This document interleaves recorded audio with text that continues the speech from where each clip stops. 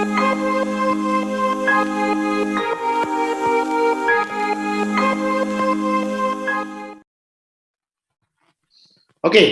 sahabat-sahabat, saya akan lanjutkan.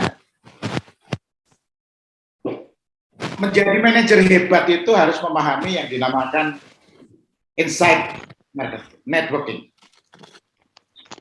Saya belum Bismillahirrahmanirrahim, kita mulai ya. Lupa bismillahnya tadi, biar mengantar sama Allah dilancarkan. Jadi, menjadi manajer yang hebat, itu kita harus memahami yang dinamakan insight networking, jejaring. Network itu jejaring, terutama di dalam dulu sebelum keluar. Ya. Memahami insight networking atau membangun jejaringan di dalam perusahaan sangat diperlukan. Itu poinnya, poin yang harus kita lakukan, gitulah. Jadi, nah, saya memulai dulu dengan definisi. Definisi networking atau jaringan. Apa definisinya? Adalah aktivitas yang disengaja. Ingat, aktivitas yang disengaja untuk menciptakan, menyegarkan, dan memperkuat hubungan antara Anda sebagai manajer dan orang lain. Orang lain itu di dalam perusahaan Anda atau di luar perusahaan Anda. Kalau insight networking adalah harus memperkuat di dalam perusahaan Anda. Jadi bagaimana Anda membangun jejaring? Itu salah satu juga syarat untuk menjadi manajer yang hebat.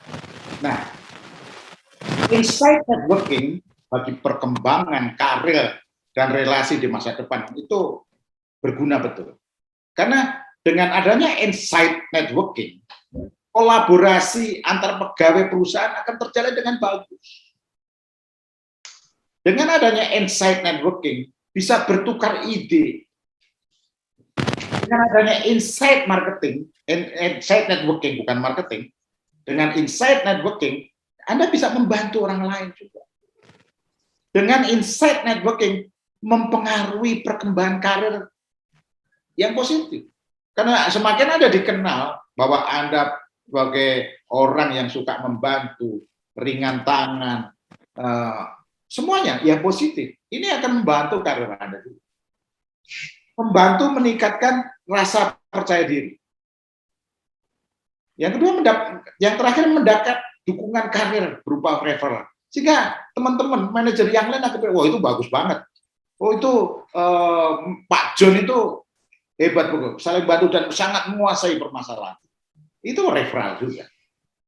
Nah, di dalam beberapa training selama saya memberikan training ini, apakah face to face atau lewat Zoom, saya menemukan banyak orang gagal mengenali salah satu peluang paling kuat untuk membangun insight networking di perusahaan. Seberapa terlihat manajer di tempat kerja, sering dilakukan manajer membangun karir secara umum. Dia sangat mencurahkan upaya aksi yang tidak proporsional.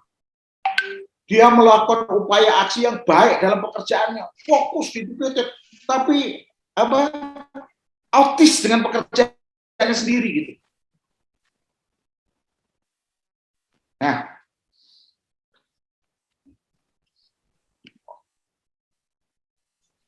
tapi dia tidak mencurahkan upaya aksi terbaik untuk mengenal orang di dalam sistem pekerjaannya, lebih dalam perusahaannya.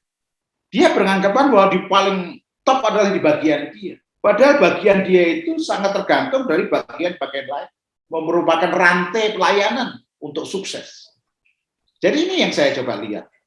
Beberapa manajer di perusahaan melakukan upaya aksi baik dalam pekerjaannya. Keterampilannya oke, top, tapi kacamata kuda. Dia tidak coba mengembangkan bahwa apa yang dikerjakan itu sangat berhubungan dengan divisi lain. Nah, rantai pelayanan ini, divisi lain ini ya, kalau Anda mempunyai jejaring yang bagus, bisa membooster menjadi kesuksesan Anda. Ini, jadi yang sering terjadi. Nah, kalau kita bicara membangun jejaring, apa membangun jejaring? Saya coba mengamati, ada beberapa bos-bos yang saya temuin, pengusaha farmasi, pengusaha alat kesehatan, bos di pemerintah, dan sebagainya. Banyak pemimpin sukses di berbagai bidang, pernah saya temuin dan saya amati. Mereka datang dari berbagai latar belakang dan pendidikan. Ada yang dari Fakultas Pertanian, ada yang dari ITB Fisika, ada ITB Teknik Sipil. Jadi latar belakangnya itu berbeda, tapi dia udah jadi bos gitu. Nah, ada satu benang merah yang saya lihat. Mereka saat jadi pemimpin cepat melihat peluang dan tahu siapa yang perlu diajak bekerja sama untuk merealisasikan peluang tersebut. Jadi itu yang saya lihat. Mereka background-nya berbeda-beda. Kadang-kadang tidak sesuai dengan background. Kayak sekarang, Direktur Bank Mandiri. Background-nya orang ITB. Ya. Oh, bukan orang ITB, orang hukum sebelumnya yang sekarang jadi Menteri Kesehatan adalah orang ITB. Yang sekarang itu sarjana hukum lulusan Unsri. Sarjana hukum. Dia bukan seorang sarjana ekonomi atau apa. Sekarang jadi dirutnya Bank Mandiri. Nah, itu saya coba amati. Cepat mereka melihat peluang dan tahu siapa yang perlu diajak bekerjasama untuk merealisasikan peluang tersebut. Jadi pendidikan di fakultas atau itu baru buatnya. Yang penting dengan buat itu membangun daya nalar kita, daya kreativitas kita. Sehingga kita bisa melihat opportunity seperti apa yang akan dan dengan siapa kita kerjasama. Oleh sebab itu teman-teman, kemampuan tersebut timbul karena mereka mempunyai jejaring strategis yang kuat. Kenapa bisa melakukan seperti itu? Karena mereka mempunyai yang kuat, strategis. Jadi dalam memilih berteman, dalam bersosialisasi dan sebagainya, sehingga kuat jejaringnya itu. Jadi begitu ada peluang, dia lakukan. Maaf, saya mau ganti internetnya dulu. Saya mau internetnya saya ganti biar nggak ada gangguan. Saya tutup dulu sebentar. Saya akan ganti yang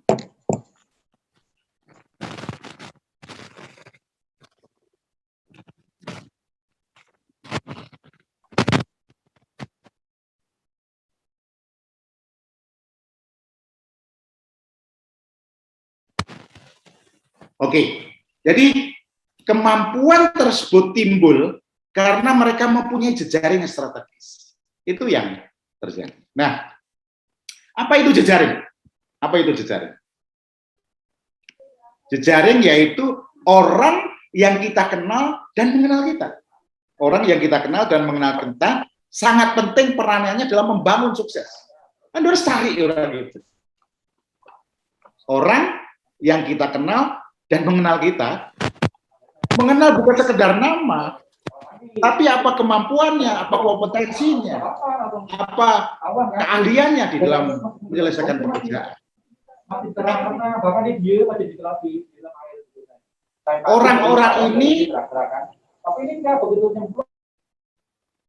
Orang-orang ini bisa memberikan dukungan, masukan, insight, informasi, dan berbagai sumber daya. Ini harus kita cari. Nah, teman-teman, kemampuan untuk membangun jejaring perlu dibangun. Kenapa saya tekankan membangun jejaring, terutama yang internal perusahaan yang perlu kita bangun. Nah, permasalahannya dengan manajer baru yang saya amati. Manajer baru ini pada awalnya mengalami kesulitan untuk membangun jejaring. Kenapa? Mereka semula hanya mengandalkan kemampuan teknis di dalam pekerjaan. Secara teknis ahli dia. Oh, dia otis kadang-kadang. Tidak melihat kiri kanan bahwa kesuksesan dia itu karena teamwork yang bagus. Karena pelayanan dari divisi-divisi lain, kalau ini baik dan sukses, akan memberikan sukses. Ketika mereka diberikan tantangan dan tanggung jawab yang lebih besar,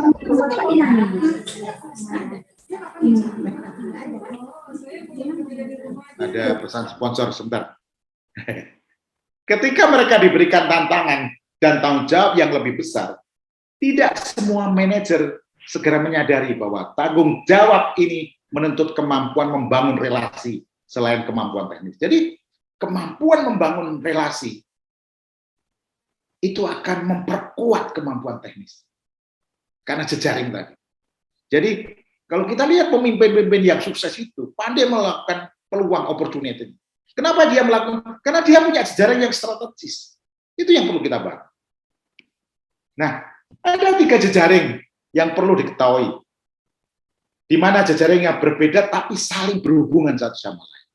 Yang pertama adalah jejaring operasional, yaitu jejaring yang dibutuhkan menyelesaikan pekerjaan internal.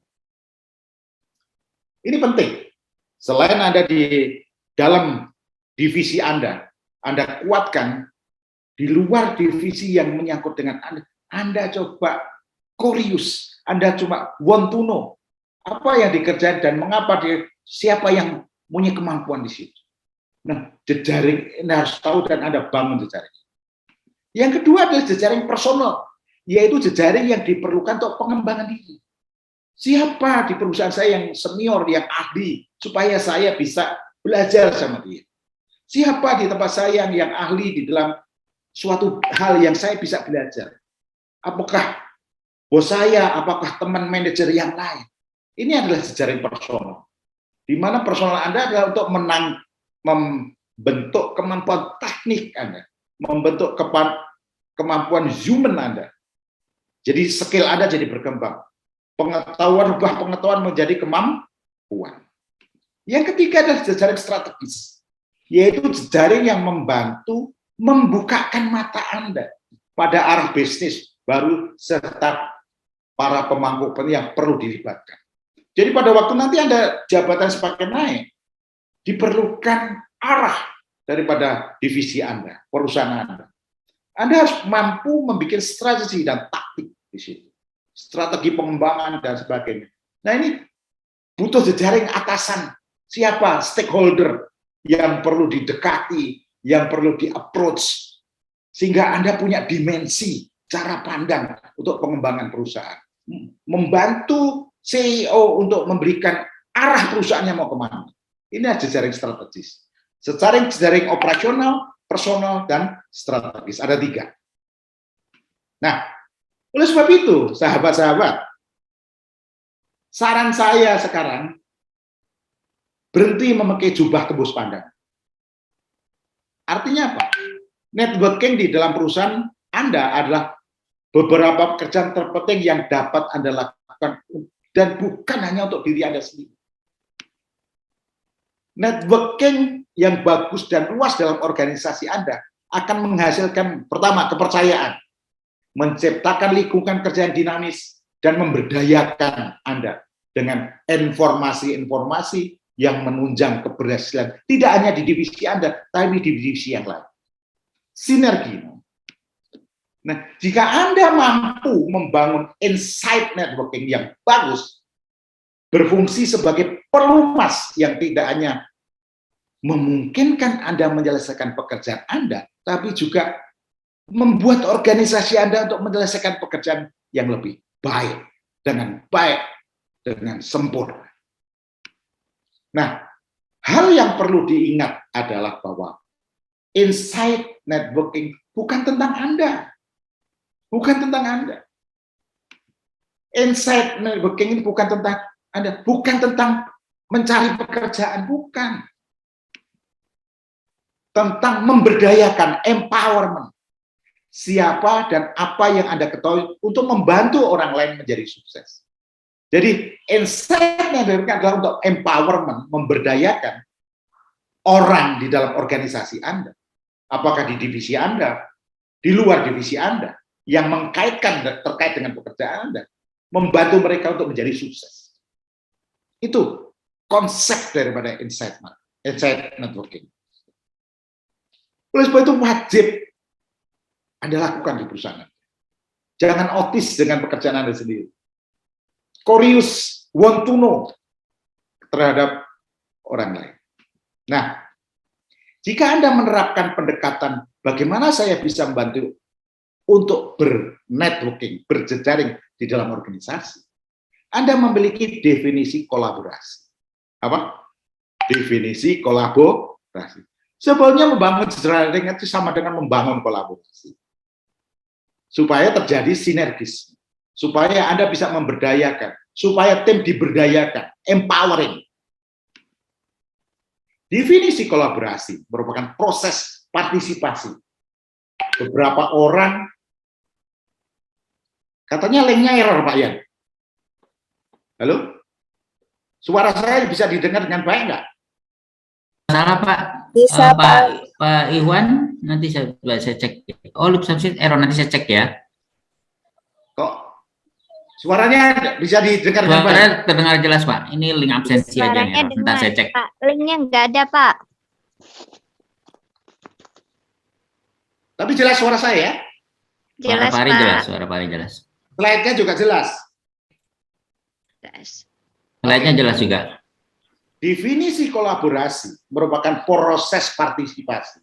Beberapa orang, kelompok, dan organisasi yang bekerja sama satu sama lain untuk mencapai hasil yang diinginkan. Karena goalnya sama. Kalau perusahaan itu kan goalnya sama. Jadi kalau sudah menyangkut perusahaan, jejaring ini perlu dibangun. Dengan siapa saya harus membangun insight networking? Ini pertanyaan. Wahai sahabat-sahabat, dengan siapa saya harus membangun insight networking?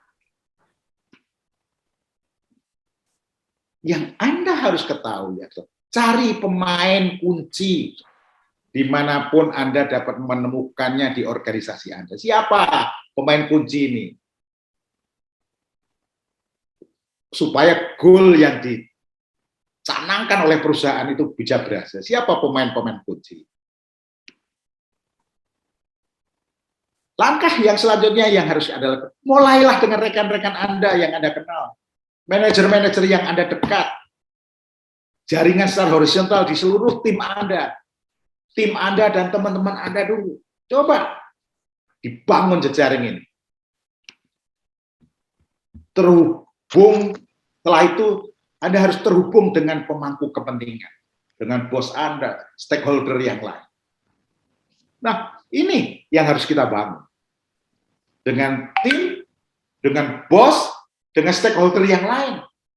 Termasuk juga terhadap supplier, termasuk dengan distributornya. Kita bangun jejaring itu.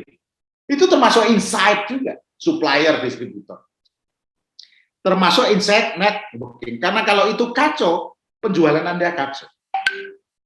Hasil produksi Anda akan kacau. Nah, ini rantai pelayanan. Ini goal pekerjaan di suatu perusahaan. Ini harus ada pelayanan prima. Di production department harus pelayanannya prima. Semua ini. Quality control, sales, marketing, keuangan. Karena kalau ini prima semua, outputnya akan bagus. Nah, Anda, di mana Anda berada, Anda harus curious loh.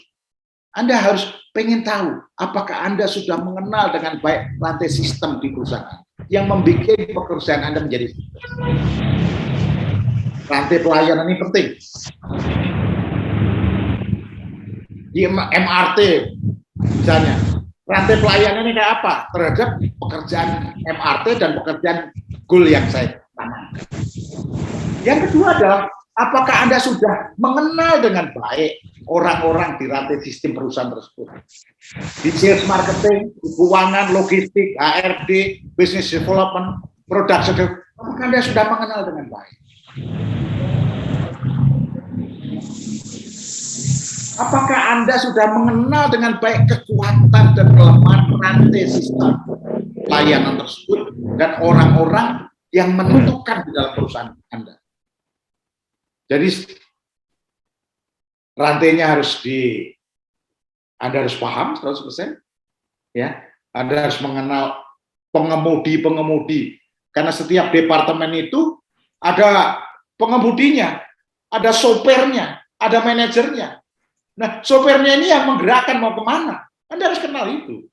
Orang-orang di dalam sistem rantai pelayanan sistem itu. Dan Anda harus tahu di dalam gerbongnya dia itu siapa yang jago, siapa yang tidak. Sistemnya seperti apa. Nyopirnya ugal-ugalan atau nyopirnya bagus. Ini harus kita pahami. Nah, lihatlah tanggung jawab Anda sebagai manajer. Siapa orang-orang yang memiliki minat atau kepedulian terkait pekerjaan yang Anda lakukan dan bangun jejaring ya, dengan mereka. Carilah orang-orang dalam organisasi lintas fungsi. Lintas fungsi tadi, cari. Kalau di fungsi Anda ada paham, tapi yang di lintas fungsi yang bisa pelayanan premier. Karena Anda sudah melakukan pekerjaan baik, tapi kalau logistiknya nggak baik, ini nggak berhasil. Makanya Anda harus want to know, kasih masukan, kasih usulan, supaya mereka membangun sistem menjadi baik.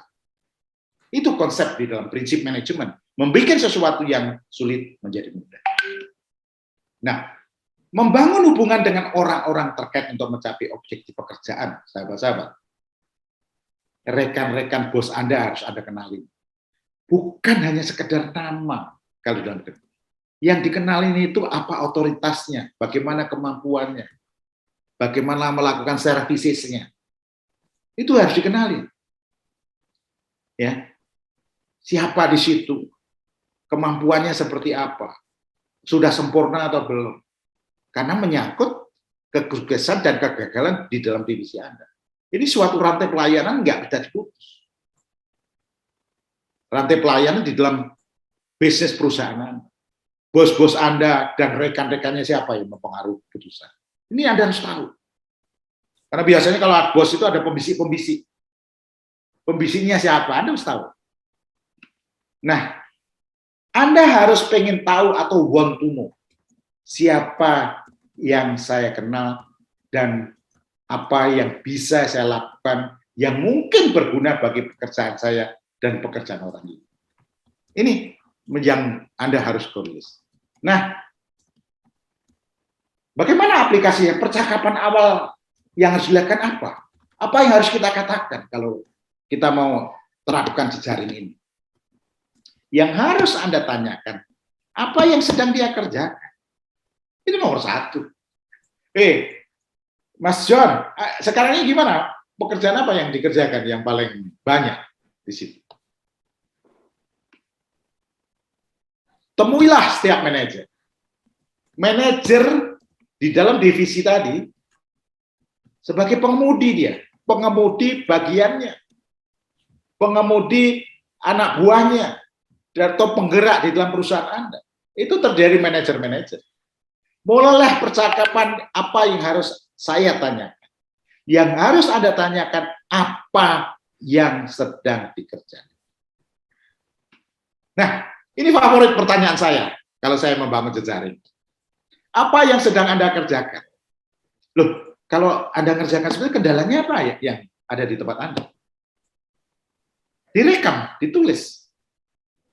Apa tantangannya? Siapa orang-orang yang terbaik di tempat Anda? Apa yang membuat mereka hebat? Saya tanyain itu setiap divisi. Sehingga, dan sering saya tanyakan. Sehingga tahu persis di divisi lain itu siapa orang-orang hebat di situ, bagaimana sistemnya. Tujuannya untuk apa? Pertanyaan ini. Yang ingin dicapai adalah bagaimana sistem bekerjanya di bagian tersebut. Karena perusahaan itu punya 3 hal fundamental. Good people, good system, good product. Good people siapa orang-orang yang bagus, sistemnya bagus. Seperti apa? Kalau good people, good system bagus, good akan terjadi good product. Siapa yang mengerjakan di situ? Bagaimana kemampuan mereka mengerjakan? Lupa itu kan bukan wewenang Anda. Ikan want to know nggak apa-apa. Wong kita nggak ngatur mereka, kita pengen tahu aja. Sehingga kita bisa mapping Di divisi lain itu siapa-siapa orang potensial. Dan itu yang nanti didekatin supaya bisa berkolaborasi dengan Anda. Nah, pemahaman kata tentang komandan, tentang driver, tentang pengemudi. Komandan, driver, pengemudi adalah manajer di divisinya. Komandan, driver, pengemudi atau manajer pemberi arahan, direction control terhadap proses dan hasil dengan kepemimpinan yang kuat. Manajer sebagai komandan menjadi pengemudi pekerjaan di divisinya masing-masing, di mana aktivitasnya dan hasilnya terukur. Anda juga harus lihat, kadang-kadang kenapa manajer ini saya minta tolong nggak jalan. Karena dia punya aktivitas sendiri, aktivitas yang terukur, yang diukur oleh atasannya juga, yang menjadi goalnya juga. Nah, ini sampai contoh. Kalau direktur, perkembangan perusahaan diukur dan profit. Kalau sales manager, sales perusahaan, growth-nya market share yang diukur. Dia harus capai itu. Dia yang mengemudikan itu. Manajer IT, ketersediaan sistem, ketersediaan jaringan. Itu menjadi goal-nya masing-masing untuk mencapai itu. HRD, ketersediaan SDM, pengembangan SDM. Ini adalah hal yang menjadi objektif mereka. Jadi, Anda harus tahu itu. Manajer sebagai pengemudi, memahami orang lain sebagai pengemudi, membantu Anda memahami bagaimana mereka melihat dunia mereka. Dengan Anda tanya, dia coba insight juga melihat dunia pekerjaan dia. Kadang-kadang kalau udah jadi manajer nggak sadar menganggap dirinya paling top di dunia. Memahami mereka sebagai pengemudi, bagaimana mereka berbuat keputusan. Ini dua hal ini yang perlu Anda kurius, perlu Anda pancing dengan pertanyaan, sehingga para manajer itu mengaca diri sendiri, menilai diri sendiri. Manajer sebagai pengemudi, seringkali ada politik internal muncul. Ingat tadi, mereka masing-masing punya goal. Ada politik internal muncul, bukan karena orang-orang jahat dan tidak menyukai sama lain, bukan. Tetapi karena mereka memiliki penggerak yang saling bersaing atau bertentangan. Oleh sebab itu perlu didekati nih penggerak-penggerak. Siapa penggerak di masing-masing divisi? Anda harus bangun jejaring itu. Nah, strategi membangun jejaring atau insight network di dalam organisasi. Saran saya, apapun yang Anda lakukan, jangan menghalangi pengemudi lain. Sekali lagi, apapun yang Anda lakukan, jangan menghalangi pengemudi orang lain. Seperti ini gambar ini. Jangan halangi kalau dia mau maju. Yang kedua adalah lakukan apa yang Anda bisa untuk membantu rekan kerja meminimalkan kendala mereka. Dan jangan pernah melakukan apapun untuk memperburuknya. Ini yang kedua. Ini dua konsep ini yang harus dipahami di dalam membangun jejaring. Nah, tidak ada yang ajaib tentang karir yang hebat, sahabat-sahabat. Kaitannya dengan membangun jejaring. Anda hanya perlu bekerja untuk membangun jejaring dan networking. Kalau Anda ingin berkarir di perusahaan Anda. Yang kedua, jika Anda ingin meningkatkan peluang keberhasilan Anda, tingkatkan jejaring internal Anda dulu. Tingkatkan jejaring internal Anda, sehingga Anda paham mapping secara keseluruhan sistem di dalam organisasi Anda. Orang di dalam. Karena organisasi ini ada orang, ada sistem, ada mengusulkan. Anda harus paham. Nah, ini kiat-kiat untuk membangun jejaring. Saya berikan kiat-kiat untuk membangun jejaring. Yang pertama adalah alokasikan waktu membangun jejaring. Alokasikan.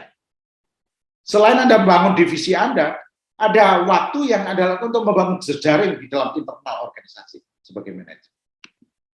Yang kedua, bertemulah dengan banyak orang di dalam organisasi, terutama kepada orang yang megang kunci tadi. Yang megang apa? Kunci. Yang ketiga, jadikan orang yang secara tulus tertarik pada orang lain, terutama pada Anda juga. Anda harus tulus supaya orang tertarik dengan Anda. Jangan baper, jangan menang sendiri, jangan egois. Tapi bagaimana agar orang tertarik bekerja sama dengan, berkolaborasi? Taklukkan logikanya, taklukkan perasaannya.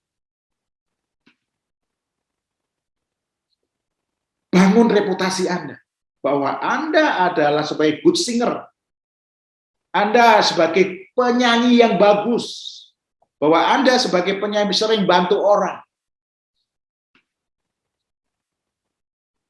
Buat diri Anda visible, artinya gini, Anda harus main medsos, Anda harus sering menulis tentang diri Anda, bisa lewat LinkedIn, bisa Facebook, Twitter, di WA grup kantor, berikan usulan-usulan mengenai bagaimana efisien, efektif, bikin tulisan, bikin rekaman, itu namanya buat diri Anda visible, terlihat, visible itu terlihat, bahwa Anda mempunyai diferensiasi dan Anda mempunyai uniqueness. Nanti saya akan bahas juga mengenai personal branding, sedang saya siapin juga slide-nya. Jadi ada 5, alokasikan waktu untuk membangun jejaring, itu harus wajib, bertemulah dengan banyak orang, wajib, terutama di organisasi Anda dulu, supaya Anda bisa mapping, siapa di situ drivernya, pakai mobil apa, bensin atau solar, sistemnya seperti apa, kelemahannya, kekuatannya kayak apa, orang-orangnya siapa yang kompeten di situ. Anda bertemu. Jadilah orang yang secara tulus tertarik pada orang lain. Anda juga harus melakukan aksi, jangan pilih-pilih teman. Jangan sudon sama teman, jangan baperan, sehingga orang akan senang dengan berhubungan dengan. Kedua, bangun reputasi bahwa Anda sebagai penolong, bahwa Anda selalu membangkitkan semangat orang, bahwa Anda selalu menjadi tim pemain yang sukses. Reputasi, personal branding. Buat diri Anda visible, sering nulis di dalam grup WA, berikan motivasi, berikan pencapaian di divisi Anda. Ini yang harus Anda lakukan untuk membangun jejaring. Me, siapa saya? Supaya orang kenal. Saya akan lanjutkan sesi yang ke-8. Masih di dalam pengetahuan manajemen. Adalah jenis keterampilan dan kemampuan kerja manajer. Ini pengetahuan manajemen yang harus kita pahami.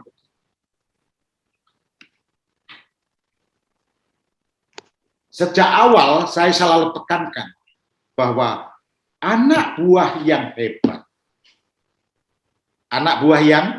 hebat itu karena ada manajer yang hebat. Manajer yang hebat harus memiliki keterampilan dan kemampuan kerja untuk menciptakan anak buah yang hebat. Jadi anak buah yang hebat itu nggak akan terjadi kalau nggak ada manajer hebat. Manajer hebat itu harus mampu punya keterampilan dan kemampuan kerja untuk menciptakan anak buah. Itu suatu ekosistem yang tidak bisa terpisahkan. Kita harus mampu dulu menjadi manajer yang bisa meng-create anak buah yang hebat. Kita harus hebat dulu, Pak. Dan untuk menjadi hebat, kita belajar bersama-sama. Nah, ini tahapan untuk membuat anak buah hebat, itu adalah bagaimana kita harus mendorong, merubah pengetahuan menjadi kemampuan. Ada tahapannya. Ini yang saya sebut made to action. Suruh aja lakuin. Ilmu pengetahuan itu, setelah kasih ilmu pengetahuan, suruh aja aplikasi. 2 hasilnya. Kalau sukses kenapa? Kalau gagal kenapa? Dicatat. Diobservasi, dilihat, dianalisis, diagnosis. Apa yang menyebabkan benar, apa yang menyebabkan salah. Dilihat, dievaluasi, didiagnosis, dianalisis. Sehingga ada suatu kesimpulan bahwa kalau benar itu karena dia lakukan ini, kalau salah dia lakukan ini. Oleh sebab itu, pengetahuan kalau dilakukan di dalam pekerjaan seharian akan menjadi keterampilan. Pengetahuan itu merubah cara pandang dan merubah cara kerja. Oleh sebab itu kalau ada tim Anda baru dan sebagainya, SOP-nya harus jelas. job description-nya jelas. Karena itu merubah cara pandang dan cara kerja dia. Dan itu Anda minta untuk diaplikasikan, untuk menjadi keterampilan. Pengetahuan itu baru what. How-nya adalah pengetahuan yang diaplikasikan. Lakukan. Kalau dia lakukan ada dua endingnya, berhasil dan tidak berhasil. Kalau berhasil kenapa? Kalau tidak berhasil kenapa? Anda sebagai manajer harus paham. Dicatat, tertulis, jangan disimpan di sini, terbatas. Dengan berjalannya aplikasi terus-menerus, seminggu, 2 minggu, 3 minggu, sebulan, dia punya pengalaman. Apa itu pengalaman? Keterampilan dilakukan terus menjadi pengalaman. How-nya, Pak. Sehingga dia punya how-nya. Bagaimana melakukan ini dengan benar? Pertama, dia stres, karena nggak tahu. Lalu mau punya pengalaman, mengurangi, meminimas risiko. Kalau dia punya pengalaman, risikonya mulai turun. Keberhasilannya mulai naik. Makanya perlu direction dan kontrol. Sebagai manajer, perlu menggerakkan dengan memberikan direction control terhadap proses bisnis dan hasil bisnis dengan kepemimpinan yang kuat.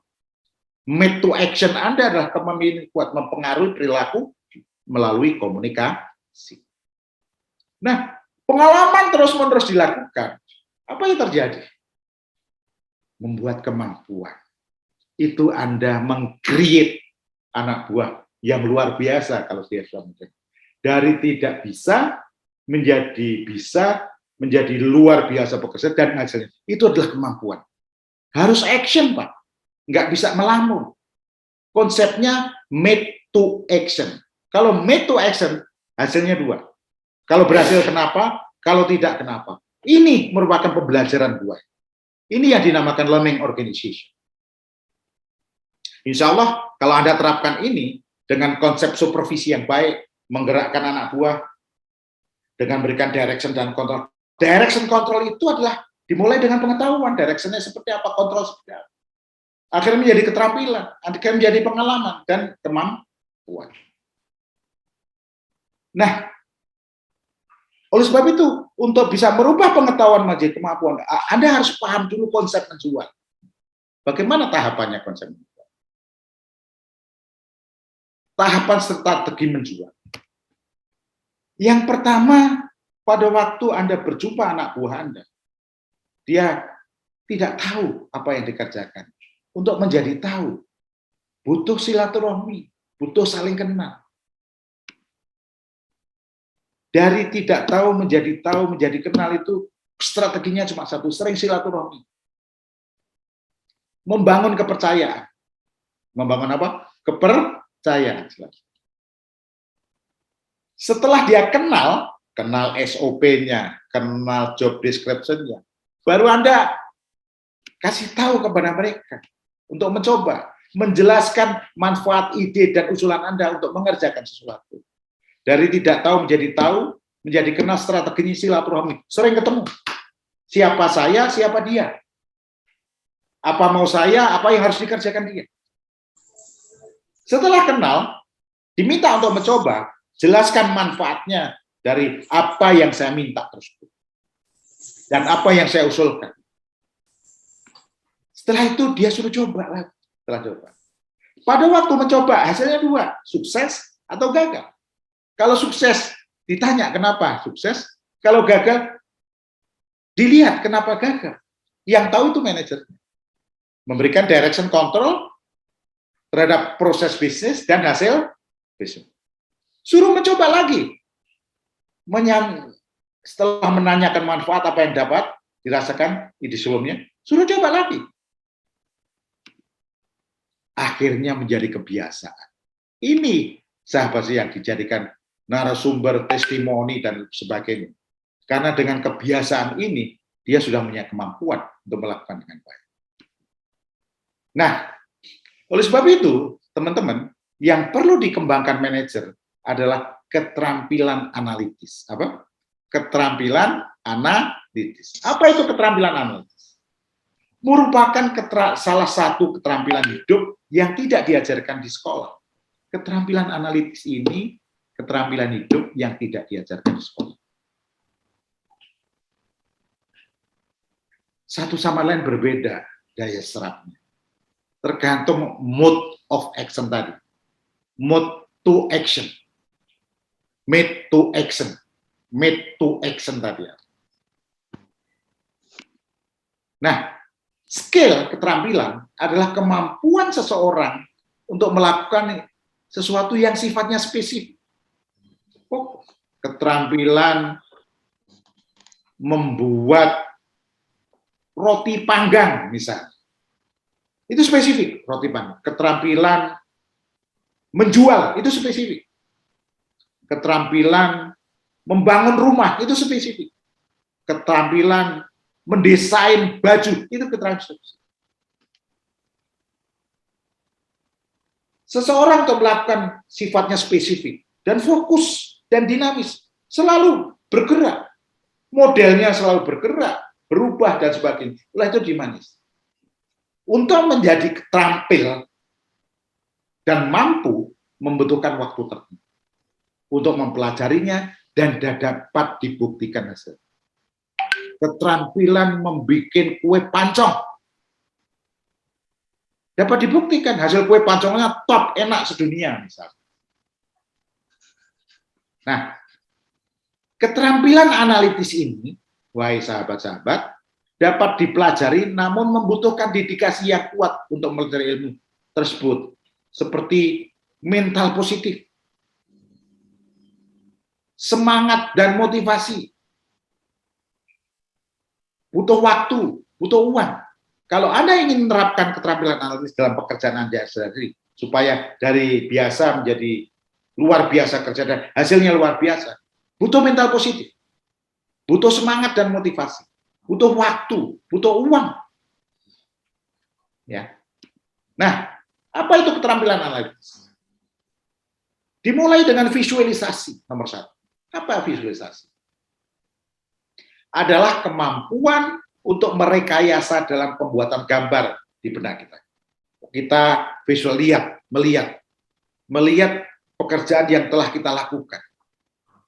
Kita merekam, memotret dengan jelas, terukur, dan tertulis proses pekerjaan dan hasil pekerjaan.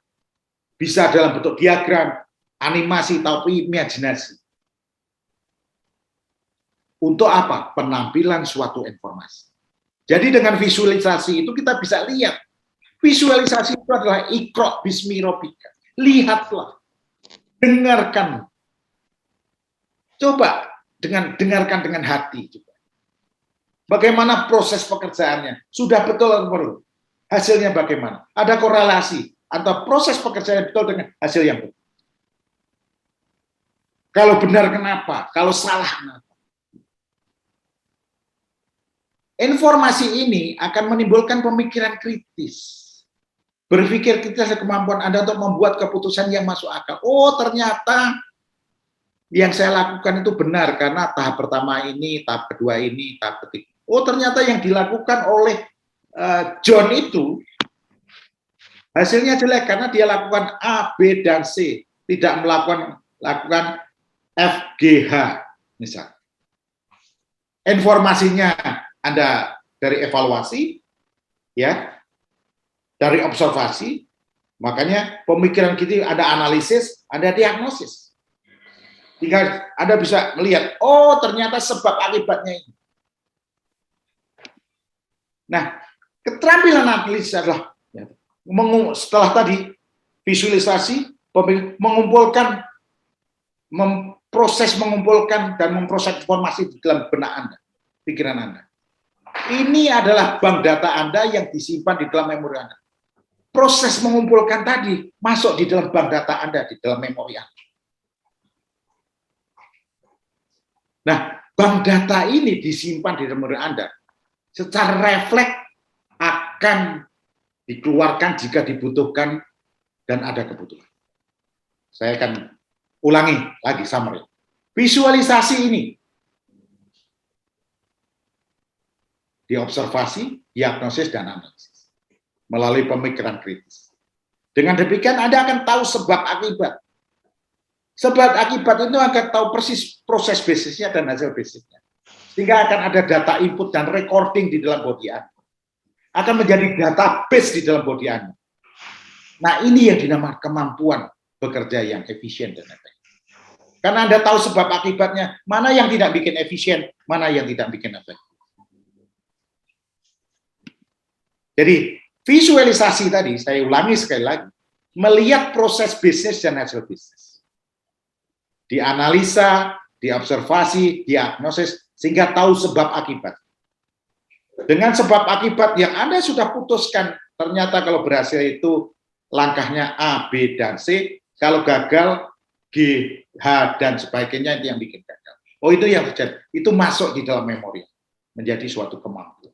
Anda bisa mengklasterkan, kalau berhasil kenapa, kalau gagal kenapa. Itu adalah kemampuan Anda. Nah, dengan tahu sebab akibat ini, akan masuk database di dalam diri Anda. Memiliki kemampuan untuk bekerja dengan efisiennya. Karena Anda bisa menentukan mana yang tidak efektif dan mana yang tidak efisien. Nah, melatih keterampilan analitis akan memberikan kesempatan kepada Anda untuk terus bertumbuh lebih baik dari sebelumnya. Jadi, kalau hari ini Anda bekerja fokus spesifik di situ, prosesnya bagaimana? Ada yang salah, dibetulin. Besok berkembang lagi. Dan kalau Anda lakukan ini dalam setahun, ilmunya dari sedikit, tambah 2 dikit, 3 dikit, jadi numpuk menjadi kemampuan. Makanya harus spesifik, dedikasi, fokus untuk berhasil, loyalitas, butuh waktu, butuh biaya, butuh tenaga, butuh perasaan. Ada 5 langkah mengembangkan keterampilan analitik. Kalau Bapak Ibu mau mengembangkan keterampilan analitik, ada 5 langkah. Yang pertama, mulai melatih mengembangkan ide-ide. Kayak tadi Bu Eni tadi, kembangkan ide. Bagaimana supaya dia nantinya nggak perlu dikontrol 100%, tapi kerjanya maksimal. Apa yang harus idenya keluar? Kembangkan ide produksi apa lagi produk saya yang bisa menghasilkan uang banyak. Nah, mengembangkan ide-ide ini, Anda bisa memanfaatkan peralatan yang memudahkan.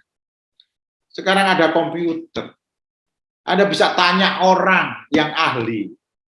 Itu alat juga. Gitu. Anda juga bisa belajar dari sumber yang tersedia. Tapi Anda manfaatkan peralatan. Tertulis. Semuanya harus tertulis. Supaya tidak lupa. Itu peralatan. Itu yang memudahkan pekerjaan. Itu yang memudahkan supaya idenya tidak gone with the wind, tidak hilang begitu saja. Kalau ada ide pengembangan ditulis. Terus dibikin strategi taktiknya. Kalau belum tahu cara bikin strategi taktiknya, buka YouTube. Belajar dari orang lain. Terus belajar dari sumber yang tersedia. Yang keempat, ikut partisipasi dalam komunitas. Seperti ini nanti saya bentuk komunitas namanya Manager Club. Nanti Pak Ian sebelum hari terakhir saya akan jelaskan Pak Ian. Apa itu Manager Club? Ada AIDA Small di kita. Apa itu? Ya, nanti itu akan yang selanjutnya terus lakukan stimulasi mental. Dilakukan terus. Kembangkan idenya, ditulis. Kalau belum tahu, belajar bisa dari YouTube, bisa dari orang lain, bisa tanya sahabatnya, bisa tanya gurunya dulu, bisa tanya siapapun boleh ditanya. Jangan baperan, nggak usah malu untuk bertanya. Ini ada 5 langkah yang harus dilakukan. Nah, keterampilan analitik ini tadi, ya teman-teman, adanya visualisasi, kita lihat. Kita catat, lihat itu bisa sambil mencatat. Timbul diagram. Habis itu kita observasi, kita analisis dengan pemikiran kritis kita. Ya. Akhirnya akan menjadi data yang masuk di dalam body kita. Itulah kemampuan. Karena kita tahu sebab akibat. Sebab akibat kenapa berhasil, kenapa gagal, akan menjadi database masuk di dalam tubuh kita. Itu yang akan menghindarkan ketidakefektifan dan ketidakefisienan. Itu akan menyebabkan kemampuan kita bekerja lebih efektif dan lebih efisien. Nah, keterampilan analitik memiliki untuk bekerja dengan efisien dan efektif. Jadi, apa saja kemampuan manajer yang harus dikuasai? Saya akan brief secara singkat. Apa yang harus Anda kuasai? Ada 8. Kemampuan memberikan delegasi, kemampuan mengerjakan teknis, kemampuan membuat konseptual, kemampuan menjalankan pemimpinan, kemampuan berkomunikasi, kemampuan memberikan motivasi, kemampuan membuat keputusan, kemampuan membuat perencanaan. Dan 8 kemampuan ini proses Anda dari tidak bisa menjadi punya kemampuan luar biasa. Konsepnya di dalam aplikasikan dengan keterampilan analitis. Misalnya, kemampuan delegasi. Bagaimana strategi dan taktiknya yang harus dilakukan? Anda mempraktekkan keterampilan analitis. Anda coba visual. Anda coba pemikiran kritis jika masuk di dalam diri Anda. Apa yang harus Anda lakukan? Mengetahui tingkat kemampuan setiap anak buah Anda. Anda harus catat kemampuannya. Anda harus evaluasi kelebihan-kelemahan apa yang perlu dibangun. Dengan dibangun dengan melakukan sharing pekerjaan dengan tepat pada orang yang tepat kemampuan. Membuat guideline secara jelas, terukur. Tadi Bu Eni, berikan guideline secara jelas dan terukur. Apa goal pekerjaannya? Apa aktivitasnya? Kapan dilakukan? Di mana dilakukan? Bagaimana melakukan? Iya, Pak. Tidak hanya itu aja, melakukan training, pelatihan, mentoring, advice, pemotivasian dengan konsep new style manager. Iya, Pak. Tertulis, Bu, semuanya. Semuanya harus tertulis. Nah, Iya. kedua, kemampuan teknis. Bagaimana strateginya? Mampu memiliki keterampilan menjual. Kalau Anda mau jual ide, jual gagasan, jual produk, harus kemampuan menjual. Mampu merancang berbagai jenis produk dan layanan. Mampu memasarkan layanan dan produk. Yang saya maksud mampu memiliki keterampilan menjual. Kalau Anda punya ide, jasa, jangan jual produknya, tapi jual manfaatnya. Konsepnya begini, filosofinya. Kalau Anda mau jualan produk kepada pelanggan, jika Anda dapat menunjukkan kepada kami manfaat-manfaat produk, kegunaan-kegunaan produk yang bisa meningkatkan bisnis kami, bisa meningkatkan keuntungan perusahaan kami, maka Anda tidak usah menjual kepada kami, saya akan membeli. Artinya apa? Anda tidak jual produknya, tapi jual manfaat dari produknya. Oleh sebab itu mampu merancang berbagai jenis produk dan layanan dan jasa. Mampu memasarkan layanan dan produk. Itu kemampuan teknis. Kemampuan konseptual. Strategi yang harus dilakukan. Harus mampu lihat seluruh konsep, proses bisnisnya dan hasil bisnis. Mampu menganalisa, mampu mendiagnosis masalah. Mampu menemukan solusi kreatif atas tugas yang diberikan oleh Anda. Mampu memberikan solusi kreatif atas ketidakefektifan anak buah kita. Itu konsep. Dengan memberikan strategi taktik yang dengan prinsip manajemen. Membuat sesuatu yang sulit menjadi mudah. Kemampuan kepemimpinan. Hanya satu, mempengaruhi perilaku. Anda harus bertanggung jawab. Kita udah bahas ini. Kemampuan kepemimpinan. Sudah bahas di dalam membangun relasi. Yang kemampuan komunikasi. Mampu menciptakan situasi komunikasi, I am okay, you are okay. Saya paham, dia juga paham. Kalau Anda mau berkomunikasi kepada orang, Anda harus secara esensi 100% harus paham dulu. Baru Anda delivery pesan itu. Jangan Anda nggak paham, bagaimana orang suruh paham? Paham terlebih dahulu 100% esensi pesan komunikasi, baru mendelivery esensi dan pesan komunikasi, agar mudah dimengerti dan tidak berbelit-belit bicaranya. Jangan muter-muter berbelit-belit. Straight to the point kalau pesannya. Kemampuan memotivasi. Mampu mendengarkan dan menghargai ide-ide. Ini strateginya yang berlaku. Sekecil apapun prestasi anak buah Anda, berikan penghargaan. Bicara aja bagus betul pekerjaan Anda. Lanjutkan. Kasih surat. John, saya sangat senang dengan pekerjaan Anda. You berhasil. Besok yuk cerita ke teman-teman ya. Jangan surat tertulis tanda tangan, kirim. Senangnya bukan main. Mampu pelihara interaksi sosial yang baik. Berkomunikasi, jangan menganggap manajer itu isolated. Manajer itu adalah eksklusivitas, jangan. Membaur sama mereka. Mampu membuat suasana kerja yang positif dan menyenangkan. Karena anak buah kita itu adalah kepanjangan tangan kita. Kalau kita tidak bisa menciptakan ini, bagaimana anak buah akan menciptakan kepada customer-nya suasana itu? Nomor 5 itu paling penting, saya ingin garis bawahi. Nomor 5, tolong dibaca nomor 5 ini. Anda harus mampu tidak mengkritik dan mengkoreksi anak buah di depan umum. Kalau mau mengkritik, mengkoreksi, dipanggil di ruangan yang tertutup. Supaya nggak lose face.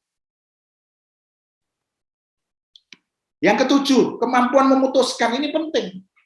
Orang bisa memutuskan kalau dia paham. Kalau dia tidak paham memutuskan, itulah nekat memutuskan. Nekat manajemen. Kemampuan memutuskan, mampu menentukan tujuan. Dia tahu tujuannya. Dia bisa mengumpulkan fakta sebanyak-banyaknya. Supaya gambarnya jelas. Potretnya jadi jelas, gambarnya jadi indah. Mampu terbuka dan untuk semua kemungkinan. Kalau saya lakukan ini, dampaknya ini bagaimana? Dampaknya ini bagaimana? Mampu berbuat dampak positif dan negatif yang akan diterima jika keputusan dilakukan. Dengan keputusan itu mampu merubah cara pandang orang lain. Keputusan yang menguntungkan bagi orang banyak. Itu yang harus dilakukan. Kemampuan membuat perencanaan dengan tadi 1, 2, 3, 4, 5, 6, 7, Anda harus mampu menentukan langkah-langkah strategis tujuannya, mampu membangun kerjasama, mampu menyediakan alternatif, mampu menilai kembali rencana yang dibuat. Ini tugas rencana. Bapak Ibu, saya akan bahas bauran manajemen. Bauran manajemen itu adalah menselaraskan, ingat, menselaraskan sumber daya, fungsi manajemen, dan objektif. Ada 2 topik yang saya ingin highlight di bauran manajemen. Yang pertama, membangun value anak buah. Yang kedua, melakukan mapping analysis. Nah, sebelum masuk bauran manajemen, kita sudah belajar fundamentalnya dulu, pengetahuan manajemen. Apa yang akan dilakukan dan kenapa dilakukan. Itu fundamentalnya. Pengetahuan manajemen. Yang telah kita bahas menjadi anggota tim yang hebat. Merubah cara pandang. Sudah kita bahas. Konsep supervisi. Sudah kita diskusikan. Konsep komunikasi. Sudah. Konsep respect. Sudah. Organisasi. Peran dalam manajer. Insight, network, dan keterampilan. Ada 8 topik yang telah kita bahas. Nah, di dalam keterampilan manajemen ini ada 2 nantinya saya ingin bahas. Bauran manajemen dan bauran kepemimpinan. Di dalam bauran manajemen saya 2 yang saya coba highlight. Membangun value anak buah dan mapping analysis. Di dalam bauran kepemimpinan, besok hari ke-4 insya Allah, saya akan bicara skill berkomunikasi, skill planning, ini, dan saya akan siapkan satu lagi, topiknya adalah personal branding. Nah, di dalam keterampilan manajemen, di dalam bauran manajemen, membangun value anak buah. Aksi manajemen dengan membangun value, kalau kita bisa membangun value anak buah. Value itu apa? Nanti kita akan bahas. Dengan kita membangun value anak buah kita per individu, maka akan terjadi 2 kutub yang bersamaan bersatu. Kutub dari Anda dan kutub dari anak buah. Kutub dari Anda akhirnya karena Anda didik anak buah Anda dari value dari tidak bisa menjadi bisa, bekerja luar biasa dan hasilnya luar biasa. Apa yang terjadi dengan diri Anda? Timbul yang dinamakan trust, percaya mendelegasikan pekerjaan kepada Anda. Percaya anak buah Anda untuk melakukan pekerjaan. Itu trust. Di efek anak buah akan karena dia sudah punya kemampuan untuk bekerja yang luar biasa, dia akan pilih, percaya untuk mengerjakan dengan sebaik-baik dan sempurna. Percaya diberikan tugas apapun yang Anda instruksikan, samina watokna. Saya dengar, saya taat, saya patuh. Nah, kalau Anda sudah bisa bikin value-nya dibangun, terjadi kutub yang bersamaan, trust and belief, trust dari Anda dan belief dia melakukan pekerjaan, yang terjadi adalah positive attitude. Perilakunya menjadi luar biasa. Perilakunya menjadi luar biasa. Nah, sesi pertama, saya membahas mengenai apa itu manajemen. Definisinya jelas. Manajemen adalah proses memutuskan cara terbaik untuk menggunakan sumber daya bisnis untuk menghasilkan barang, menyediakan layanan jasa yang efisien dan efektif. Tetapi ingat, sumber daya 6M itu ada man, woman, machine, material, metode, pasar, dan uang. Jadi kita fokus di man dan woman, orangnya. Karena 70-80% keberhasilan aksi Anda karena orang. Itu kita sudah sepakat. Fokus kita adalah di man dan woman. Waktu untuk membangun dari belum bisa kerja, bisa luar biasa, hasilnya luar biasa, itu tanggung jawab Anda.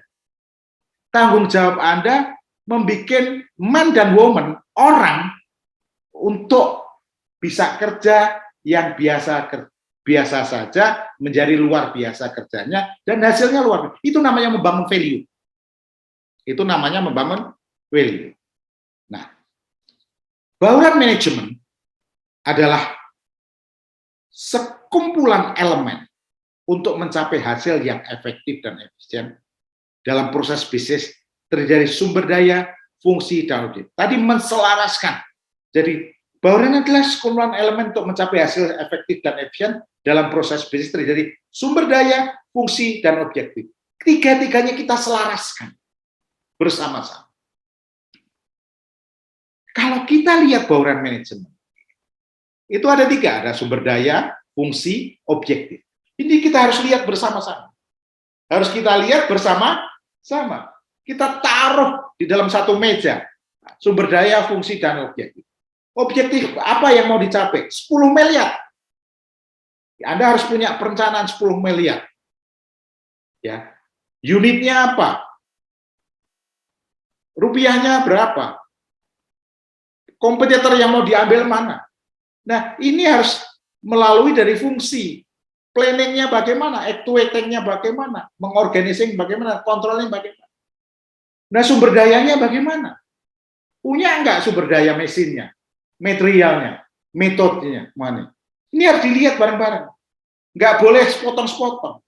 Di dalam bauran manajemen, kalau kita menentukan objek, harus dilihat gambar secara keseluruhannya. Kalau Anda ingin capai itu, gambar yang indah, semuanya harus dilihat. Nah, kalau kita lihat ini, di sini fungsi. Fungsi fundamental merupakan proses manajemen. Planning, actuating, organizing, dan controlling. Ini dari fungsi. Nah, fundamental manajemen itu ada fungsi. Fungsi di dalam fundamental manajemen itu ada dua. Memang yang tadi terlihat adalah manajemen prosesnya. Planning, actuating, organizing, controlling. Manajemen proses ini tidak akan bagus dilakukan dengan baik kalau manajemen filosofinya tidak dilakukan. Jadi di dalam fungsi fundamental management ada dua, manajemen filosofi dan manajemen proses. Manajemen proses planning, actuating, organizing, controlling tidak akan berjalan dengan baik kalau Anda tidak sentuh manajemen filosofi. Apa itu manajemen filosofi? Ada tiga tadi di awal saya jelaskan. Membangun value orang Anda. Sehingga timbul dua titik. Trust dan belief. Trust dari Anda untuk mendelegasikan pekerjaan, belief anak buah Anda untuk melakukan pekerjaan. Sehingga menjadi positive attitude. Kalau dia positive attitude, planning-nya akan baik. Actuating-nya akan baik. Organizing-nya akan baik. Dan controlling-nya akan baik. Jadi, manajemen filosofi ini sangat menentukan manajemen proses. Kalau manajemen filosofi Anda lakukan dengan benar dan baik, menciptakan anak buah yang biasa-biasa menjadi kerjanya luar biasa dan hasilnya luar biasa. Planning actuating yang bagus. Karena dia sudah paham dengan pekerjaan. Dia sudah jagoan dengan pekerjaan. Membangun value adalah membangun jagoan di tim Anda. Itu tugas manajer. Jangan salahkan mereka kalau dia salah. Kalau dia salah, yang salah manajernya. Tidak mendidik dengan baik. Tidak melakukan sesuatu dengan jelas, terukur dan tertulis. Jangan salahkan anak buah. Anak buah pengen berhasil. Anak buah pengen hebat. Makanya butuh manajer yang hebat. Manajer yang hebat mampu menangani dua hal. Membangun manajemen filosofi dan membangun manajemen proses. Nah, fungsi fundamental manajemen adalah manajemen filosofi, value, belief, dan positif. Ada pertanyaan yang mengatakan gini kepada saya, Pak, attitude itu nggak bisa dirubah. Saya bilang, attitude itu kaitannya dengan ilmu pengetahuan. Di dalam Ari Gunawan Murtema W, bahwa ilmu pengetahuan adalah satu-satunya untuk merubah cara pandang. Dengan ilmu pengetahuan, perilakunya akan berubah. Saya kasih contoh, teman-teman. Kalau misalnya suatu saat Anda berkesempatan bahwa orang yang tinggalnya di pucuk Gunung Merapi, Jawa Tengah, Selo namanya. Dia biasa di situ, kalau ke belakang, itu dikali. Kalau dia minum, itu airnya jernih. Di mana-mana itu jernih, bisa diminum. Tiba-tiba orang yang di gunung tadi, Anda ajak ke Jakarta, Anda inapkan di Hotel Hyatt Tamrin. Hotel bintang 5. Hotel bintang 5 di kamarnya yang paling bagus. Pada waktu Anda ajak masuk kamar masuk, sementara Anda tinggal sebentar. Kira-kira setengah jam Anda tinggal. Tiba-tiba haus. Dan begitu dia masuk di toilet, dia di klosetnya itu airnya bening. Apa yang terjadi? Diminum itu. Karena dia tidak punya pengetahuan. Sebelum minum Anda datangnya jangan minum di situ. Itu tempat toilet. Karena di gunung sana nggak ada toilet kayak gitu. Nah kalau minum ambil di kulkas itu ada minuman banyak. Dengan diberikan pengetahuan itu merubah cara pandang, merubah perilaku. Oleh sebab itu saya menyimpulkan bahwa positif itu, perilaku positif itu bisa dirubah. Dengan apa? Ilmu pengetahuan. Yang dirubah menjadi kemampuan. Itu namanya values. Dengan Anda memberikan value, timbul trust and belief. Sehingga ini akan menjadi sikap positif. Ini yang dinamakan intangible process. Intangible process butuh waktu. Nggak bisa sebentar, butuh waktu dibangun. Kaitannya dengan logical dan emosional. Nah, kalau ini intangible process ini bisa dibangun, dan anak buah Anda bekerja dari biasa-biasa menjadi luar biasa, manajemen prosesnya itu insya Allah lebih gampang. Planning dibikin gampang, karena dia udah paham yang dikerjakan. Actuating gampang, karena dia udah paham. Organizing gampang, kontrolnya gampang. Ini yang dinamakan tangible process. Jika intangible process ini dilakukan benar, tangible prosesnya akan mudah. Nah, ini contoh di pesantren saya. Membangun sistem, membangun value.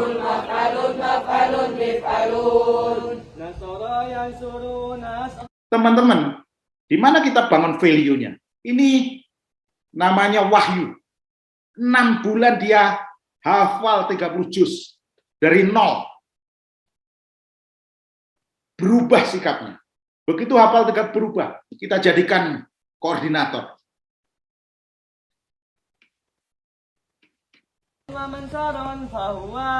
nasirun wadaka mansurun unsur la tansur mansurun mansurun min surun kulun jamatan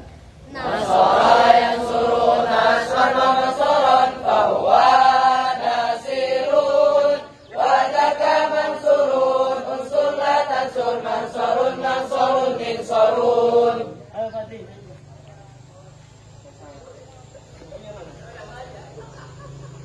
Ini proses membangun value, proses mengajari seseorang. Lihat nih, Antum jami'an bil lughah Arabiyah.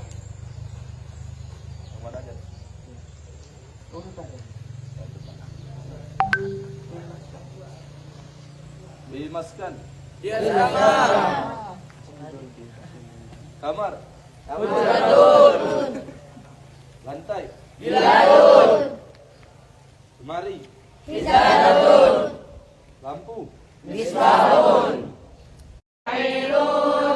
nah tadi yang saya bahas adalah bagaimana kita membangun faktor man dan woman, orang. Perlu waktu untuk membangun dari belum bisa kerja menjadi bisa kerja, luar biasa kerjanya dengan hasil yang luar biasa. Itu perlu dibangun, perlu fokus, perlu dedikasi, makan biaya juga, makan pengorbanan juga. Oleh sebab itu, sahabat-sahabat, value atau nilai seseorang harus memahami apa arti value itu. Kalau tadi value-nya di pesantren, dia hafal 30 juz. Dia bervalue betul.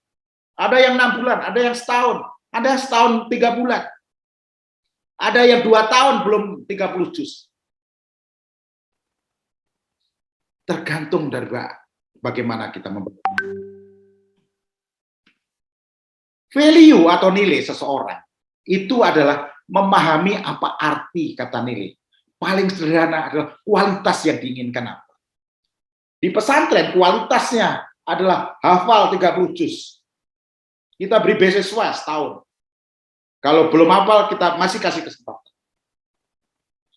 Karena konsepnya adalah bagaimana membangun seseorang dari biasa-biasa menjadi luas. Butuh waktu, butuh tenaga, butuh biaya. Values atau nilai penting karena membantu kita tumbuh dan menciptakan masa depan. Dengan dia hafal 30 juz, sahabat-sahabat, berubah perilaku. Dia paham betul apa yang harus dilakukan. Mereka yang memiliki value, memadu perilaku, sikap, dan keyakinan kita, serta memotivasi dia. Begitu dia hafal 30, dia bisa memotivasi orang lain. Tindak tanduknya, sopan santunnya berbeda, cara bicaranya berbeda. Itu ilmu pengetahuan, bisa memberikan value. Tapi value itu tidak bisa hanya sebentar, Pak. Perlu waktu, perlu niat, perlu pengorbanan, perlu biaya. Waktu ini dia bangun, untuk dia luangkan. Nah, mengapa value itu nilai penting? Karena untuk meningkatkan kesadaran diri. Dengan Anda memberikan value, dia akan sadar. Dari unconscious mind menjadi conscious mind. Dengan value, mempengaruhi hasil pekerjaan. Dari tidak bisa menjadi bisa. Dengan value, meningkatkan kualitas hidup dia. Dia akan lebih terhormat, rasa percaya diri. Lebih dangak, nggak nunduk. Nah, oleh sebab itu, tugas Anda membangun belief dan trust. Dengan value akan membangun belief dan trust. Value, belief, dan trust ini akan membuat 1, 2, 3. Meningkatkan kesadaran tinggi, mempengaruhi hasil pekerjaan, meningkatkan kualitas hidup. Nah, ini akan membuat sikap perilaku positif. Oleh sebab itu, di dalam Anda mencapai goal perusahaan, jangan lupa manajemen filosofi sangat dipertahankan. Karena 70-80% kesuksesan Anda karena orang. Value-nya harus dibangun. Bagaimana membangun value tersebut?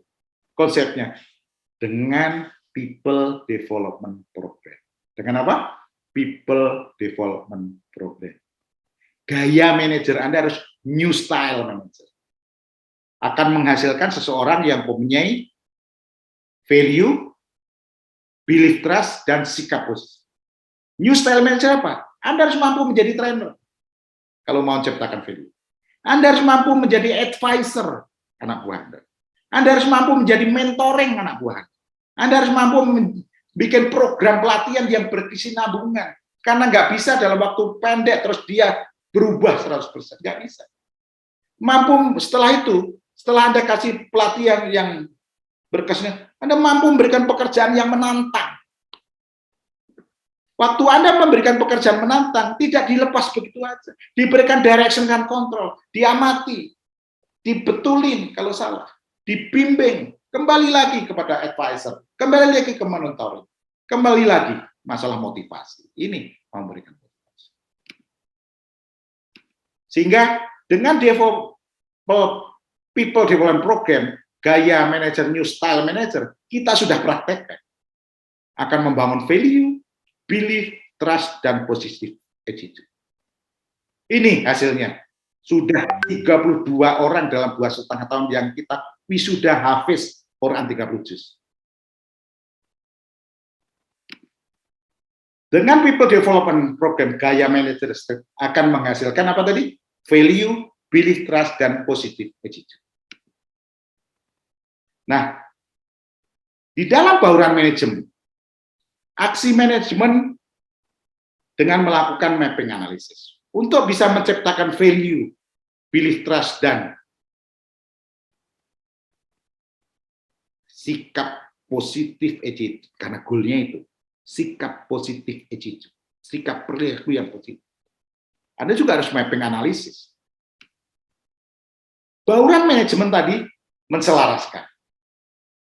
Jadi kalau tadi di sesi yang bauran pertama, saya lebih banyak bicara value, belief, dan positive attitude.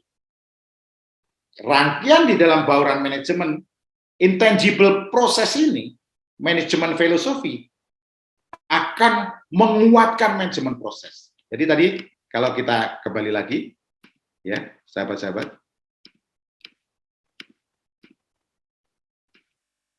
ini di dalam manajemen filosofi itu, intangible proses akan menguatkan tangible proses. Oleh sebab itu Anda tekan betul di sini, manajemen filosofi. Insya Allah kalau Anda berhasil di sini, ini gampang. Gitu. Karena ini kuncinya di dalam proses manajemen. Saya balik lagi ini. Nah, tadi bauran manajemen adalah menselaraskan sumber daya, fungsi, dan objektif. Kita jadikan satu. Di sini jadi satu tadi. Saya pengen objektif 100 miliar. Dilihat, orangnya ada nggak yang mampu? Mesinnya cukup nggak? Materialnya cukup nggak? Metodenya ada nggak? Uangnya, cash flow-nya bagaimana? Pasarnya ada nggak? Jadi kalau Anda tanya, tentukan 100 miliar di perusahaan Anda, lihat 6M ini. 6M ini dilihat, apakah ini bisa menyokong menjadi 100 miliar. Setelah dilihat, kalau ini dilakukan proses, ada dua. Intangible proses dan tangible proses. Tadi, bauran sumbernya dilihat. Lakukan proses ini. Planning, actuating, organizing, control. Untuk mencapai goal tadi. 100 miliar. Planning. Unitnya apa? Rupiahnya mana? Siapa pelanggannya? Pelayanan seperti apa? Pada waktu aksi apa yang harus dilakukan? Organizingnya bagaimana? Kontrol. Ini semua akan bagus kalau intangible proses bagus. Dilihat per titik. Ya. Nah, apa yang harus kita lakukan di dalam mapping analisis? Tadi kita pengen 100 miliar. Dengan melihat 6M. Langkah pertama yang harus dilakukan adalah mengetahui dengan pasti 6M. Lakukanlah TOS analysis. Pak, kenapa nggak SWOT aja? Kok pakai TOS? TOS itu ancamannya, opportunity-nya, weakness-nya, dan strength-nya. Kenapa nggak pakai SWOT? Saya udah biasa pakai SWOT, Pak. Di dalam operasional, saya lebih menyarankan pakai TOS analisis. Jadi kalau Anda pengen nyampe 100 M tadi, goal yang dibebankan kepada Anda, ancamannya yang membuat gagal apa? Jadi dari sini, lakukan TOS analisis, agar Anda mengetahui dan memahami dengan pasti sumber-sumber daya Anda. Lihat sumber daya 6, analisa TOS analisis. Cari faktor ancaman yang membuat ketidakberhasilan Bapak. Secara keseluruhan, dari 6 ini, cari. Kalau saya ditarget 100 miliar, saya pengen mencapai 100 miliar. Yang mengancam tidak berhasil dari 6M itu. Kedua, cari faktor kekuatan dan kelemahan dari 6M ini. Prioritaskan dulu internal organisasi. Prioritaskan internal organisasi. Yang mengancam nggak berhasil itu apa? Dicari.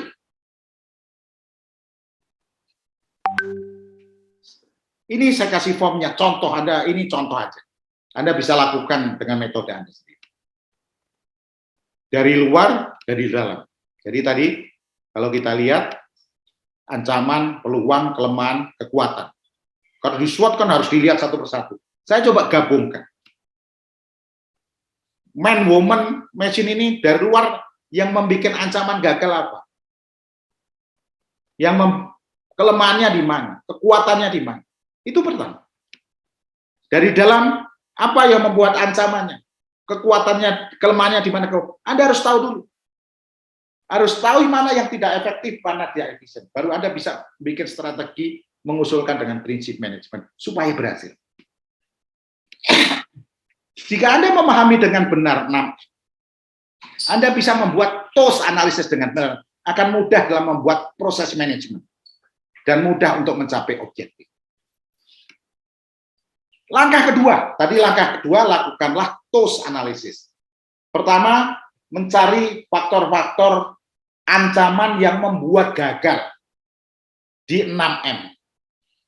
Yang kedua, cari kelemahannya apa di 6M itu untuk mencapai 100 miliar. Yang ketiga, cari kekuatan. TOS analisis. Langkah kedua, dari TOS analisis Anda memahami 100%, apa saja faktor ancaman akan membuat gagal. Tulis. Yang kedua, bagaimana kemampuan karyawan? Apa kelemahannya, apa kekuatannya? Tulis. Dan Anda menempatkan the right man in the right place.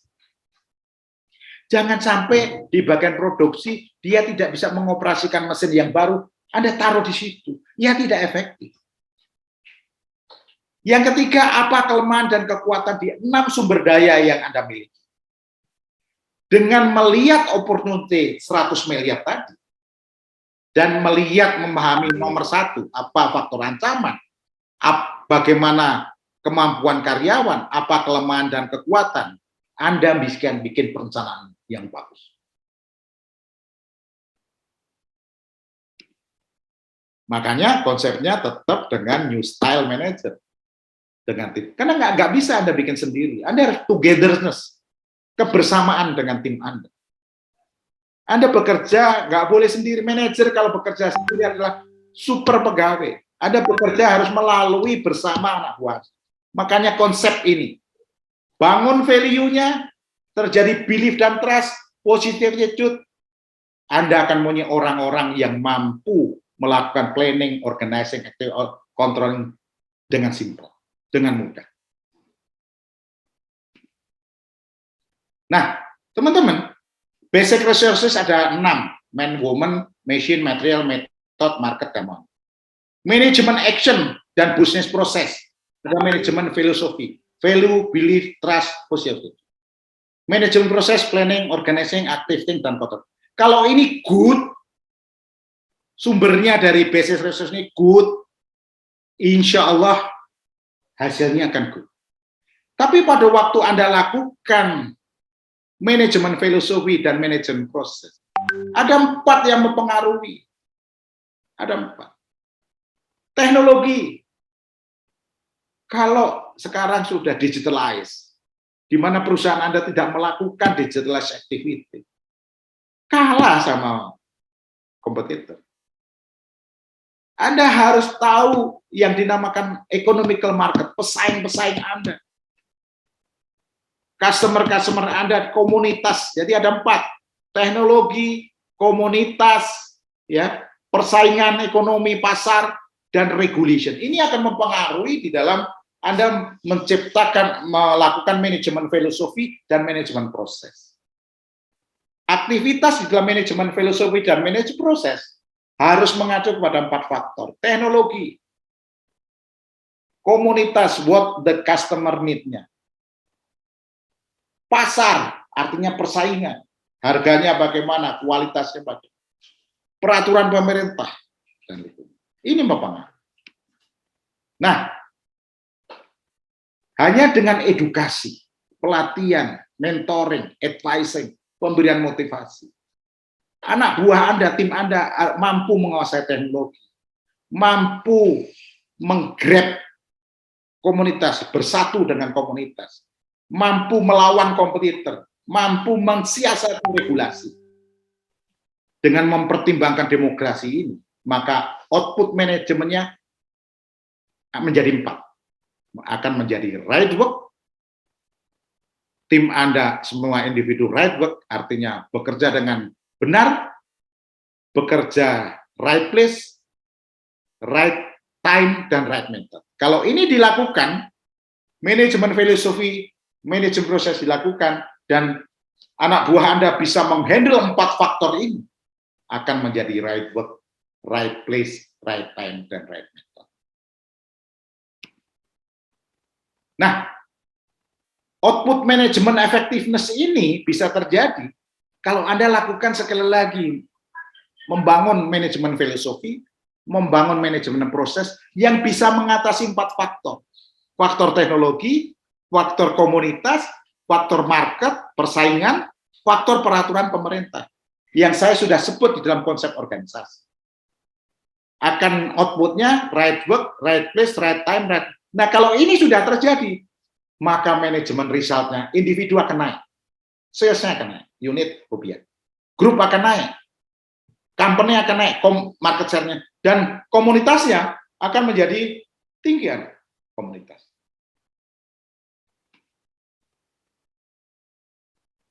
Basis resources dilakukan TOS analysis terhadap 6M. Menselaraskan sumber daya, fungsi manajemen, dan objektif. Basic resource lakukan TOS analysis. Untuk membuat manajemen effectiveness, Anda harus membangun manajemen filosofi dan manajemen proses yang bisa mengatasi 4 hal perubahan di dalam organisasi yang benar. Teknologi, ekonomi, persaingan, komunitas, dan peraturan. Kalau ini terjadi, individu, grup, company akan naik. Insya Allah. Dengan apa? Di dalam manajemen proses ini, dengan new style manager. Dengan apa? New style manager di sini. Manajemen proses ini bisa Anda lakukan dengan new style manager, dengan people development program. Sehingga dia punya value, belief, trust, positif. Sehingga manajemen prosesnya akan menjadi baik. Karena Anda apa? Anda berikan training, selalu berikan training. Karena Anda selalu menjadi advisor. Anda selalu memberikan monitoring, mentoring. Anda selalu memberikan program pelatihan. Anda selalu memberikan pekerjaan yang menentang. Dan selalu memberikan motivasi. Sehingga kesalahan-kesalahan itu minimal akan terjadi. Artinya apa? Manajemen prosesnya, planningnya bagus, actuating bagus, organizing bagus, controlling bagus. Karena Anda melakukan binding dengan Anda. Nah, proses intangible ini di dalam sini, di plan yang tadi membangun value, belief, trust, positif, bagus dan sempurna, bagus sempurna juga planning, organizing, actuating, dan control. Itu konsepnya. Di dalam mapping analysis ini, Anda lihat basic resources, lakukan TOS analysis, lakukan aksi management business process dengan new style manager, untuk membangun manajemen filosofi, manajemen proses. Kalau ini bisa dibangun, bisa mengatasi kompetitor, bisa mengatasi teknologi, bisa mengatasi peraturan pemerintah, bisa tahu komunitas, maka setiap individu akan menjadi right work, right place, right time, dan right method. Kalau output manajemen efektif ada, manajemen individu naik omsetnya, grup naik, perusahaan naik, komunitas naik. Nah, bagaimana caranya? Yang pertama, Anda harus memahami 100% basic resources dengan lakukan TOS analysis. Yang kedua, akan diketahui faktor yang akan mengancam kegagalan, yang membuat gagal mencapai objektif. Selanjutnya, kompetensi anak buah Anda harus lihat, kelemahan dan kekuatan. Baru Anda bisa menentukan objektif. Aksi manajemen dan bisnis proses agar objektif tercapai, ada 2 poin di atas harus dipersiapkan, yaitu apa untuk mengatasinya? 2 poin, manajemen filosofi dan manajemen proses. Nah, rencana aksi yang harus dipersiapkan oleh Anda sebagai manajer. Objektif yang telah ditetapkan dalam unit, rupiah, dan market share. Rencana aksinya apa? Faktor yang akan mengancam kegagalan, yang membuat gagal mencapai objektif. Anda harus tahu. Di list, pahami. Semua tim harus tahu. Kedua, kompetensi anak buah agar bisa menjalankan sistem yang benar, mempunyai kemampuan kerja menjalankan sistem dengan ini yang harus dibangun. Makanya butuh manajemen filosofi. Kelemahan dan kekuatan menempatkan orang yang benar di tempat yang benar. Ini di dalam manajemen proses, planning, organizing, activating, dan controlling. Kalau itu bisa dilakukan objektif, bisa dicapai dengan baik. Di dalam menselaraskan tahapan proses perencanaan, manajemen filosofi adalah intangible proses, perencanaan pengembangan sumber daya manusia, membangun value, belief, trust, dan posisi attitude. Manajemen proses, tangible proses, perencanaan pencapaian tujuan, planning, activating, organizing, dan kalau nomor 1 ini bagus, ini akan bagus. Ini tahapannya, tahapan manajemen proses. Manajemen filosofi, saya ulangi lagi, nilai, kepercayaan, sikap, perilaku. Perencanaan pengembangan sumber daya, bagaimana membangun nilai, membangun kepercayaan, membangun sikap, perilaku. Anda yang tahu sebagai manajer. Tangible proses adalah planning, activating, organizing. Ini akan bagus kalau yang manajemen bagus. Jika Anda bisa mengimplementasikan bauran manajemen secara sempurna, terutama bagaimana Anda bisa mengontrol secara sempurna intangible proses dan tangible proses, Anda akan mempunyai kemampuan menjadi manajer mudah untuk mencapai objektif.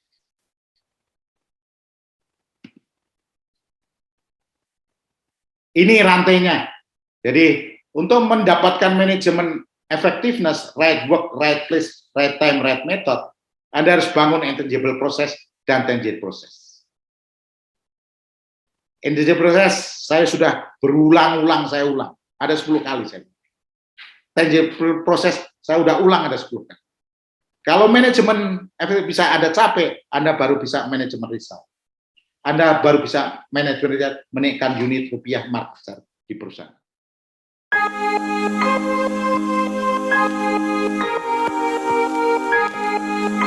you.